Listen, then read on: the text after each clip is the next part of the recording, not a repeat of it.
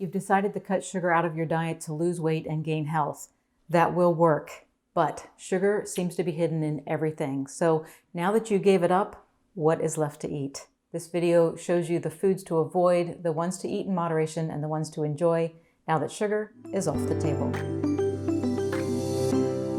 Sugar is a problem because foods that contain it cause your blood sugar and insulin levels to go too high. When there is too much insulin in your blood, inflammation and fat storage increase, which are two things you don't want.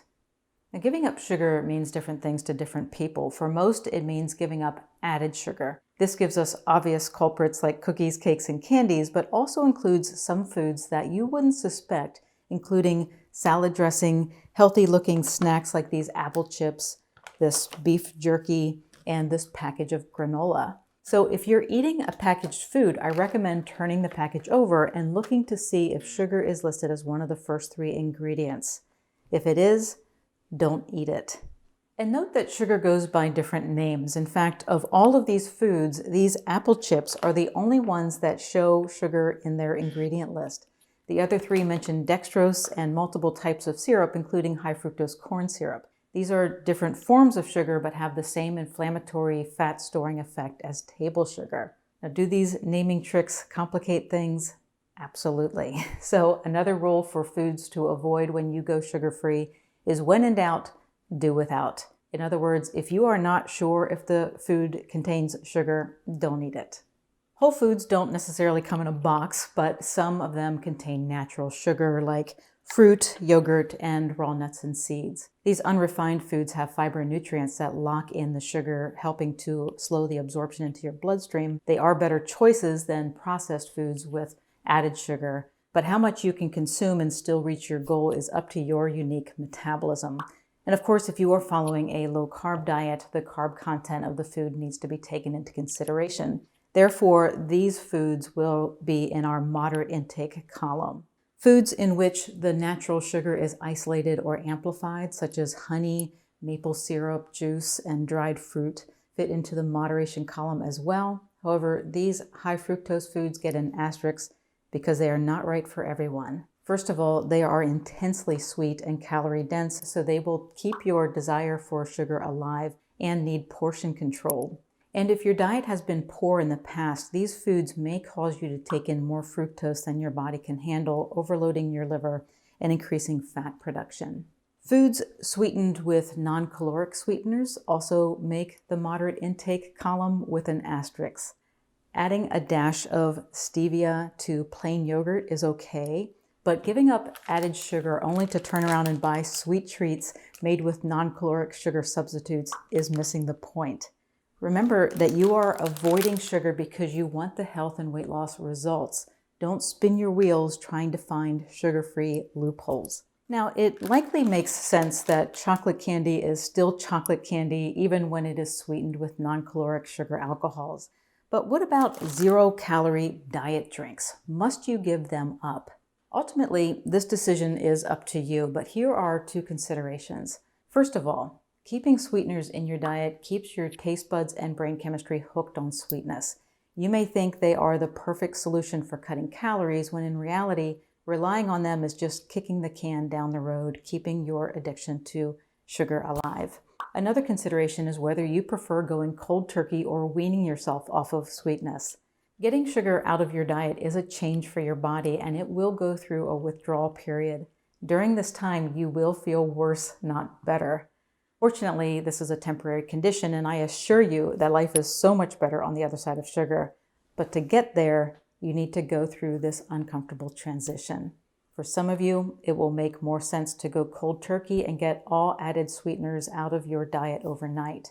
Others will feel that they need to wean themselves off of sweetness gradually, using diet drinks as a stepping stone. Whichever direction you choose, you'll be happiest with your overall results if you eventually get sweetness, not just sugar, out of your diet.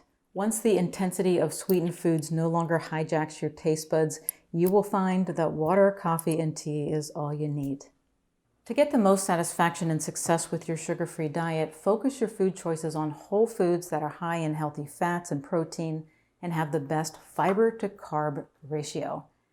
Foods that naturally contain fat, protein, and fiber digest slowly. When you give up sugar, that is what you want because it creates a nice steady rise and fall in blood sugar. What that means to you is that you get a nice sustained level of energy and hunger satisfaction. Many low-carb foods are high in fat and protein, which explains why low-carb and keto dieters often report feeling more in control of their eating. Examples of these foods include meat, fish, eggs, and cheese.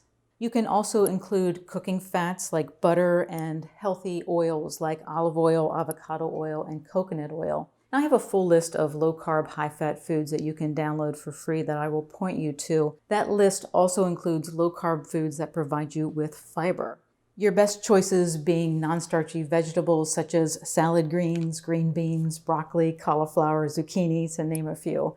In addition to containing fiber, they also provide a lot of volume, so your stomach stays full long after a meal, making it easier to avoid snacking.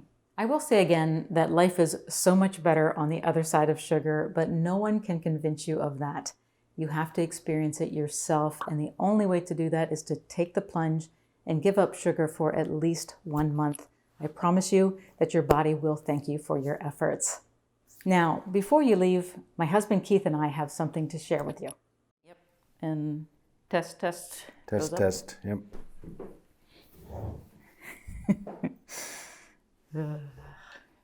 What do we do? Why do we get ourselves into these things? I know. I'm pretty much remembering how much it sucks.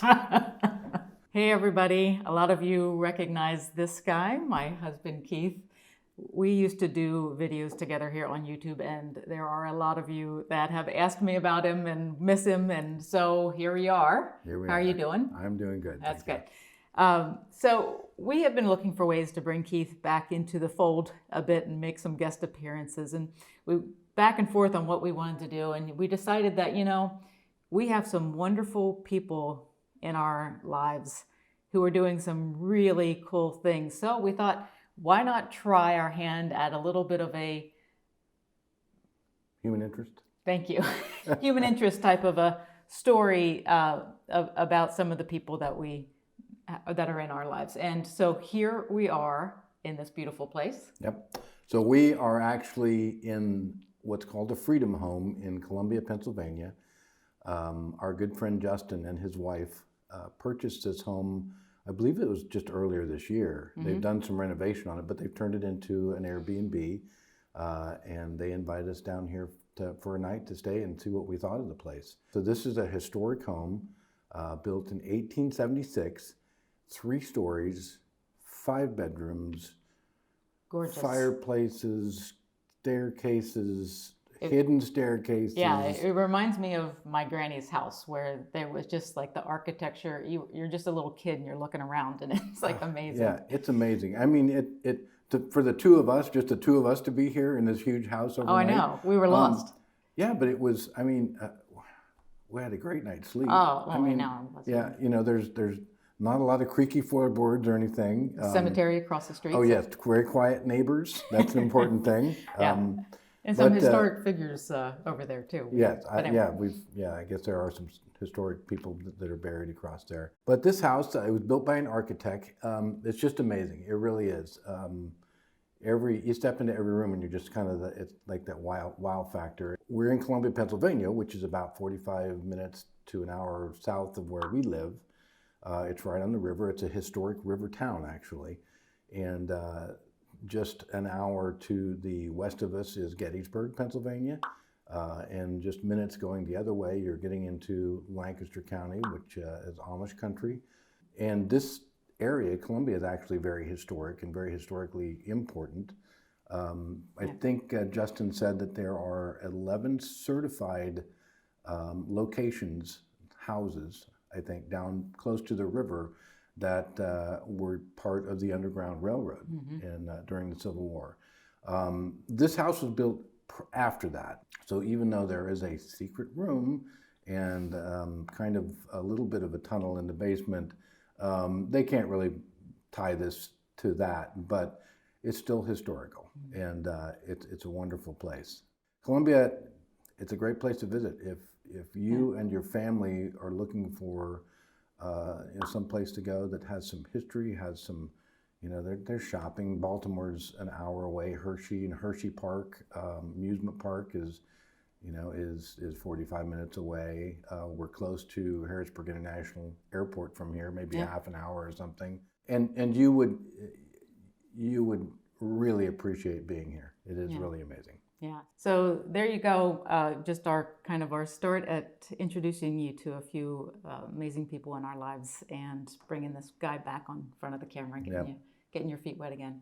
Yeah. So, all right. Hey, thanks so much for watching and have a great day. Thanks. Okay, I think it's good. All right.